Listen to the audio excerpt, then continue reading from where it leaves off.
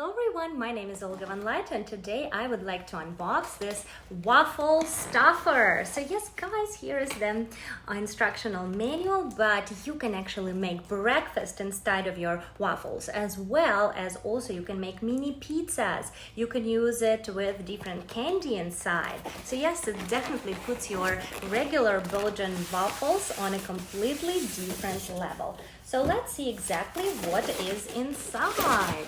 And yes guys, here is the waffle maker that looks very durable. Here is the extension cord, and yes guys, so let's see exactly what's inside.